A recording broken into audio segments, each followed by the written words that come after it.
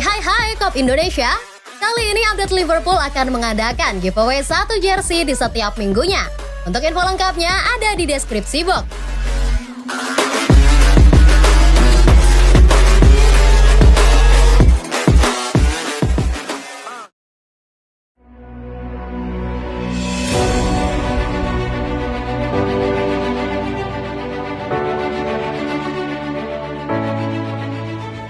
Inginkan pendamping Paul Pogba, Juventus beri penawaran menarik kepada Liverpool.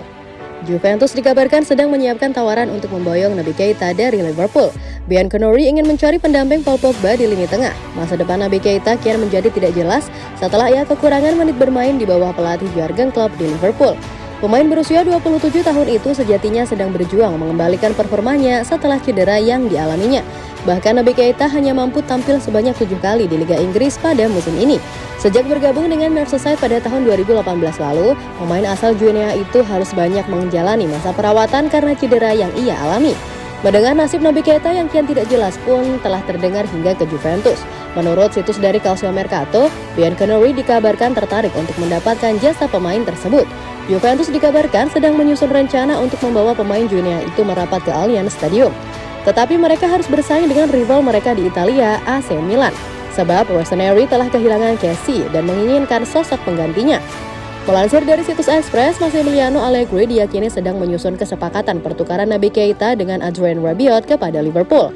Diketahui bahwa Bianconeri telah menyelesaikan kepindahan Paul Pogba dari Manchester United dengan status bebas transfer. Laporan tersebut juga didukung oleh pernyataan dari Calcio Mercato di mana mereka mengklaim bahwa raksasa Turin tidak berencana untuk berhenti setelah berhasil mendapatkan Paul Pogba. Juventus berencana untuk mencari pendamping Paul Pogba yang bisa saling membantu untuk mempertajam lini serang mereka.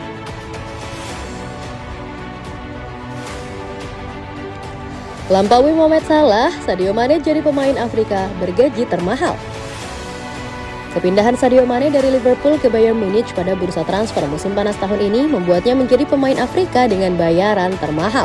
Bersama Debe Varian, pemain internasional Senegal itu mendapat bayaran sebesar 250.000 pounds atau setara dengan 4,5 miliar rupiah per pekan. Dengan upah tersebut, Sadio Mane berhasil melewati pendapatan mantan rekan setimnya di Liverpool, Mo Salah, yang hanya berpenghasilan 220.000 pounds per pekan. Akan tetapi, Salah masih berpeluang untuk kembali mengkudeta posisi Mane sebagai pemain Afrika dengan bayaran termahal apabila ia berhasil memperpanjang kontraknya di Liverpool.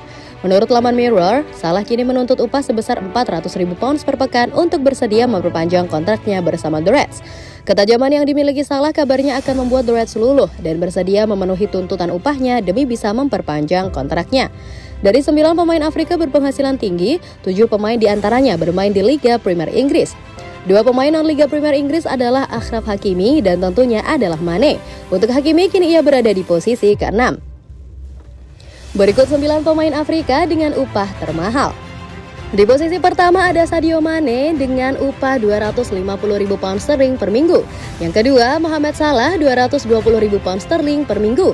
Ketiga, Thomas Partey 200.000 pound sterling per minggu.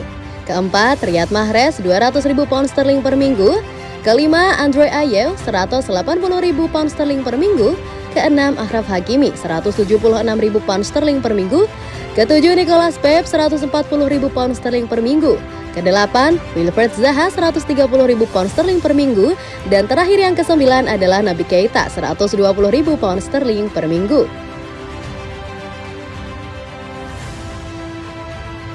Here we go. AC Milan segera resmikan transfer Divock Origi. Divock Origi bakal segera diumumkan sebagai pemain baru AC Milan. Striker Belgia itu sudah tiba di Milano dan akan segera menjalani tes medis. Beberapa bulan terakhir, Origi dikabarkan bakal meninggalkan Liverpool. Dia ingin memulai babak baru dalam karirnya dan mencari menit bermain reguler. Baru berusia 27 tahun, tentu Origi mencuri perhatian sejumlah klub Eropa, beberapa dari Bundesliga.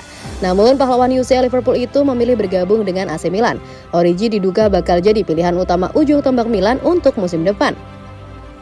Kabar mengenai kedatangan Origi ke Milan sebenarnya sudah mengudara sejak beberapa hari lalu.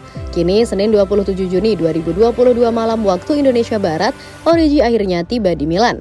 Menurut Fabrizio Romano, Origi telah tiba di Milan untuk menjalani tes medis dan menaikkan kontrak bersama Rossoneri. Dia dikabarkan bakal menaikkan kontrak jangka panjang dan transfer Origi terbilang menguntungkan bagi Milan. Origi berstatus free transfer, Milan bisa berhemat. Menariknya, kualitas Origi sebagai pencetak gol tidak bisa dipandang sebelah mata. Kabarnya Origi telah menolak tawaran Villarreal demi bergabung dengan Milan. Dia juga sempat dilirik sejumlah klub Bundesliga. Kedatangan Origi ke Milan tidak jauh berbeda dengan cerita kepindahan Olivier Giroud beberapa waktu lalu. Giroud meninggalkan Premier League untuk memperkuat Milan, hasilnya pun luar biasa. Oleh sebab itu diduga Origi akan memberikan efek positif yang sama. Dia sudah terbukti bisa mencetak gol-gol penting bagi Liverpool dalam beberapa tahun terakhir. Di Milan, seharusnya Origi akan mendapatkan lebih banyak menit bermain.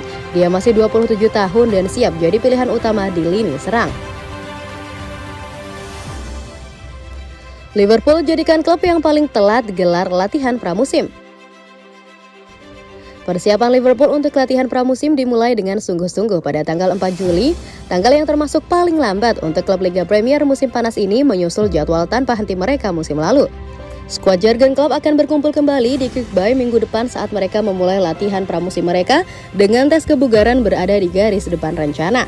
The Reds menetapkan tolak ukur yang luar biasa musim lalu, tetapi masih memiliki urusan yang belum selesai yang akan dibantu oleh pemain baru, Darwin Núñez, Fabio Carvalho, dan Calvin Ramsey.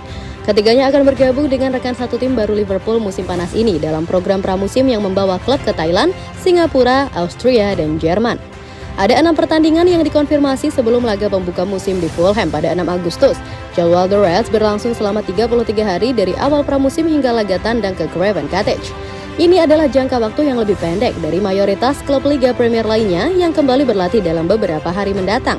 Hanya Chelsea, Tottenham, Everton, Man City, dan Newcastle yang juga diperkirakan akan kembali berlatih pada awal Juli dengan sisanya dilanjutkan awal pekan ini. Beberapa klub belum memiliki tanggal pasti untuk kembalinya mereka.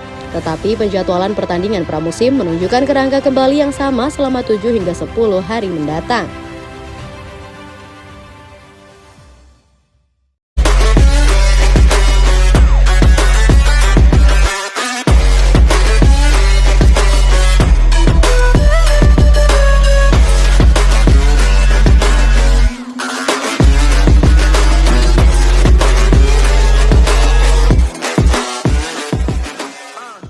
Kami akan mengadakan giveaway jersey terbaru tahap pertama pada hari Jumat minggu ketiga. Bagi yang mau ikutan bisa cek caranya di description box. Oke Cops, remember that you'll never walk alone.